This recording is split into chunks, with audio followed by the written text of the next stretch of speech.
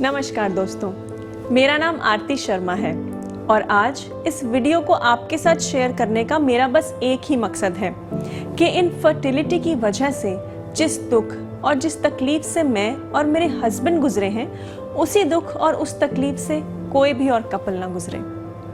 4.5 साल, क्या आप कल्पना भी कर सकते हैं कि कोई औरत अपनी शादी के 4.5 साल तक मां ना बने तो उसे और उसके पति को कितनी जिल्लतों का सामना करना पड़ सकता है। सच तो ये है कि मैं नहीं चाहूंगी कि आप इस बारे में कल्पना भी करें, क्योंकि इस संसार का सबसे बड़ा दुख यही है कि आप औलाद के सुख से वंचित रह जाएं। शादी के बाद मेरी इन-लॉज फैमिली को हमसे सबसे बड़ी उम्मीद यही थी कि हम उनके वंश को आगे बढ़ाएं, हमारे आंगन में भी खुशियों की किलकारियां गूंजे। लेकिन कभी कभी हमारे सपनों को किसी की बुरी नजर लग जाती है। मेरी शादी को 2 साल गुजर चुके थे और अभी तक हमारा पेरेंट्स बनने का सपना अधूरा ही था। अब हमें लगने लग गया था कि हमें किसी अच्छे डॉक्टर से कंसल्ट करने की ज़रूरत है। तो मैंने और मेरे हस्बैंड ने ये डिसाइड किया कि हम अपने शहर के बेस्ट गायनेकोलॉजिस्ट से कंसल्ट करेंगे। मैं उन गायनेकोलॉजिस्ट या फिर उस हॉस्पिटल का नाम नहीं लेना चाहूँगी, क्योंकि मेरा मकसद किसी को नीचा दिखाना नहीं है। मेरा मकसद है निसंतान दाम्पतियों को सही राह दिखाना। गायनेकोलॉजिस्ट से कंसल्ट करने के बाद उन्होंने मेरे और मेरे हस्बैंड की पूरी प्रॉब्लम सुनने के बाद हमें कुछ टेस्ट रेकमेंड किए, जिसमें कि मेरा FSH, LH, AMH और TSH टेस्ट था और मेरे हस्बैंड का सीमन एनालिसिस टेस्ट था। टेस्ट की रिपोर्ट लेकर जब हम डॉक्टर के पास गए तो उन्होंने हमें बताया कि मेरे हस्बैंड का सीमन मोटालिटी और सीमन काउंट कम है और मुझे PCOD की प्रॉब्लम है।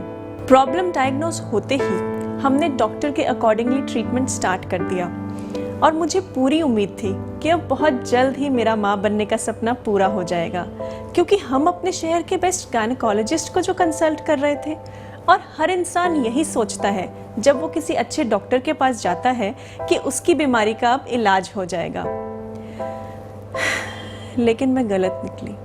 पूरे 6 महीने तक ट्रीटमेंट लेने के बाद मेरे रिपोर्ट्स में कोई भी इम्प्रूवमेंट नहीं आई। अब हमें लगा कि हमें फिर से अपने डॉक्टर से कंसल्ट करना चाहिए। डॉक्टर से कंसल्ट करने के बाद मैंने उनसे एक सवाल किया कि मैडम, और कितना टाइम लगेगा इस प्रॉब्लम को ठीक होने के लिए? और डॉक्टर ने रिपोर्ट्स देखने के बाद और मेरे सवाल करने के बाद मुझे एक जवाब दिया कि आरती, आपको कंसीव होने में कितना टाइम लगेगा इस बारे में मैं कुछ नहीं बोल सकती। डॉक्टर की बात सुनने के बाद मेरा स्ट्रेस लेवल इतना बढ़ गया था, मैं आपको बता नहीं सकती। खैर, अपनी गायनेकोलॉजिस्ट की बात सुनने के अलावा हमारे पास और कोई ऑप्शन भी तो नहीं था। उन्होंने इस बार कुछ नई मेडिसिन्स ऐड की और हमारा ट्रीटमेंट फिर से शुरू कर दिया। वक्त गुजरता गया, ट्रीटमेंट चलता गया, लेकिन इम्प्रूवमेंट कुछ नहीं। कोई भी पॉजिटिव रिजल्ट हमें नहीं मिला। 6 महीने और बीत गए थे और हम अभी भी मायूस ही थे। इसीलिए हमने अपने डॉक्टर को फिर से कंसल्ट करने की सोची। डॉक्टर ने हमें फिर से वही टेस्ट करवाने को बोला और जब हम रिपोर्ट्स लेकर उनके पास गए तो आप विश्वास नहीं करेंगे, पहले की रिपोर्ट्स और अब की रिपोर्ट्स में कोई भी ज़्यादा इम्प्रूवमेंट नहीं थी। मेरे हस्बैंड को तो यकीन ही नहीं हो रहा था कि हम पिछले 1 साल से अपने शहर के बेस्ट गायनेकोलॉजिस्ट को कंसल्ट कर रहे हैं और हमारी रिपोर्ट्स अभी तक वही है, no improvement at all. It was disgusting। खैर, अब हमने डॉक्टर चेंज करने का फैसला कर लिया था।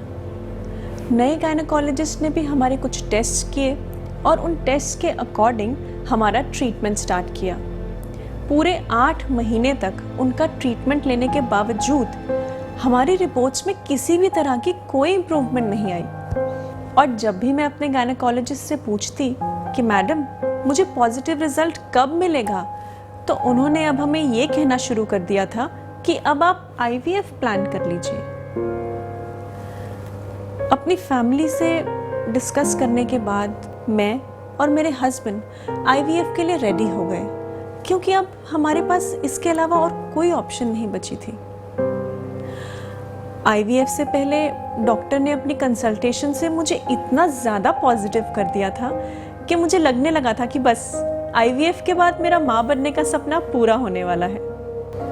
लेकिन नहीं, हमारी किस्मत में अभी और दुख झेलना बाकी था। मेरा आईवीएफ भी अनसक्सेसफुल हो गया। अब तो मुझे लगने लग गया था कि शायद मैं कभी मां नहीं बन पाऊंगी। लेकिन मेरे हस्बैंड को अभी भी उम्मीद थी कि कोई ना कोई रास्ता जरूर निकल आएगा। और एक दिन मेरे हस्बैंड इंटरनेट पे कुछ सर्च कर रहे थे तो उन्हें कुलवर्धक मेडिसिन के बारे में पता चला। इन्होंने मुझे भी इसके बारे में बताया कि बहुत सारे इनफर्टाइल कपल्स जो होपलेस हो चुके थे इनफर्टिलिटी की प्रॉब्लम की वजह से और जो थक चुके थे डॉक्टर्स के पास जा जाके हमारी तरह, ऐसे होपलेस कपल्स के लिए होप बन के आया है कुलवर्धक। कुलवर्धक मेडिसिन ने बहुत सारे इनफर्टाइल कपल्स का पेरेंट्स बनने का सपना पूरा किया। लेकिन सच कहूँ तो मुझे इस बात पे इतना यकीन नहीं हुआ था कि ये कुलवर्धक मेडिसिन इतनी इफ़ेक्टिव हो सकती है। तो मैंने अपने हस्बैंड को कहा कि हम अपने शहर के बेस्ट गायनेकोलॉजिस्ट को ऑलरेडी कंसल्ट कर चुके हैं। जब उनके इलाज से कोई इम्प्रूवमेंट नहीं आई तो फिर कुलवर्धक क्या कर लेगा। मेरे हस्बैंड ने मुझसे कहा कि जब हम आईवीएफ और इतने महंगे महंगे ट्रीटमेंट्स पे पैसे वेस्ट कर चुके हैं तो कुलवर्धक को भी ट्राई कर लेते हैं। आयुर्वेदिक है, क्या पता हमें कुछ रिजल्ट मिल जाए। मेरे हस्बैंड के इतना फोर्स करने पे मैंने कुलवर्धक ट्रीटमेंट ट्राई करने का फैसला लिया। वैसे इससे पहले भी मैं एक आयुर्वेदिक ट्रीटमेंट ट्राई कर चुकी थी, लेकिन उससे भी मुझे कोई पॉजिटिव रिजल्ट नहीं मिला था, तो मुझे इस कुलवर्धक से भी कुछ खास उम्मीदें नहीं थी। इसे तो मैंने बस अपनी हस्बैंड की खुशी के लिए मंगवाने का फैसला लिया था। कुलवर्धक ऑर्डर करने के कुछ दिनों के बाद हमें ये मेडिसिन मिली, तो अकॉर्डिंग टू इंस्ट्रक्शंस मैंने और मेरे हस्बैंड ने कुलवर्धक मेडिसिन का कोर्स स्टार्ट किया। कुलवर्धक मेडिसिन का 4 महीने का कोर्स कंप्लीट करने के बाद मेरे साथ वो हुआ जिसकी मुझे बिल्कुल भी उम्मीद नहीं थी। मेरा प्रेगनेंसी टेस्ट पॉजिटिव आया। उस लम्हे को बयां करने के लिए मेरे पास शब्द नहीं है। एक औरत जो इस स्टेज से गुजर चुकी है या फिर जो गुजर रही है, वही मेरी उस फीलिंग को समझ सकती है। और उस दिन मुझे पूरा यकीन हो गया था कि मॉडर्न डॉक्टर्स और बड़े बड़े हॉस्पिटल्स जिन बीमारियों का इलाज ढूंढने में असफल हैं, आयुर्वेद में उन बीमारियों के लिए चमत्कारी इलाज है। लेकिन मेरे मन में अभी भी एक सवाल था कि कुलवर्धक मेडिसिन में ऐसा क्या खास है कि जिसे हमारे शहर के बड़े बड़े डॉक्टर्स, बड़े बड़े हॉस्पिटल्स भी जिस बीमारी को नहीं ठीक कर पाए, कुलवर्धक ने उसका इलाज सिर्फ 4 महीने में कर दिया।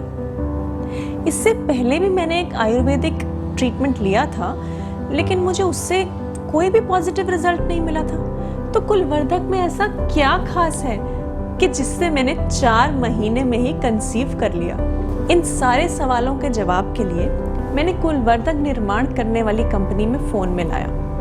उनसे बात करने पे मुझे पता चला कि कुलवर्धक औषधि का निर्माण आयुर्वेद की एक बहुत ही प्राचीन तकनीक से किया गया है। इसकी निर्माण विधि ही सबसे प्रमुख है।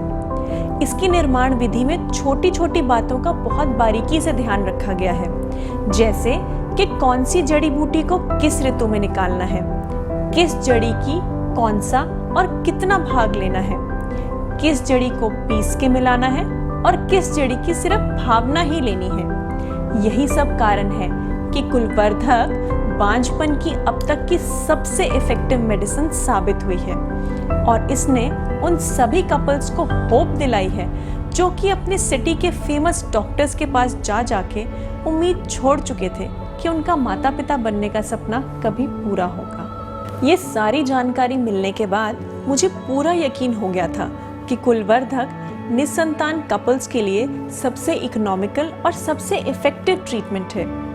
मेरी एक बड़ी ही क्लोज फ्रेंड ऐसी ही प्रॉब्लम से गुजर रही थी, लेकिन उसके यहाँ प्रॉब्लम उसके हस्बैंड की रिपोर्ट में आई थी। उन्हें मैंने कुलवर्धक फॉर मेल रेकमेंड किया और उसके हस्बैंड ने भी कुलवर्धक का ट्रीटमेंट लिया और उन्हें भी पॉजिटिव रिजल्ट्स मिल गए। मेरा इस वीडियो बनाने का सिर्फ एक ही मकसद है कि जो लोग इनफर्टिलिटी की प्रॉब्लम से इतने सालों से गुजर रहे हैं उनको सही रास्ता मिले, क्योंकि हर कोई महंगे महंगे ट्रीटमेंट्स और IVF अफोर्ड नहीं कर सकता है। मैं सभी लोगों से रिक्वेस्ट करती हूँ कि जिन जिन को भी कुलवर्धक के रिजल्ट्स मिलते जाएं, वो नीचे दिए गए कमेंट सेक्शन में अपने कमेंट्स ज़रूर लिखें, ताकि सबको ये यकीन हो सके कि ये कोई मनगढ़ंत कहानी नहीं है, बल्कि किसी के जीवन का सच है। मैं कुलवर्धक की वेबसाइट का लिंक भी नीचे शेयर कर रही हूँ। किसी भी तरह की जानकारी के लिए आप कंपनी की वेबसाइट पर लॉगिन कर सकते हैं। और मैं ईश्वर से प्रार्थना करूँगी कि जल्द ही आपके घर भी खुशियों की किलकारियाँ गूंजें। धन्यवाद।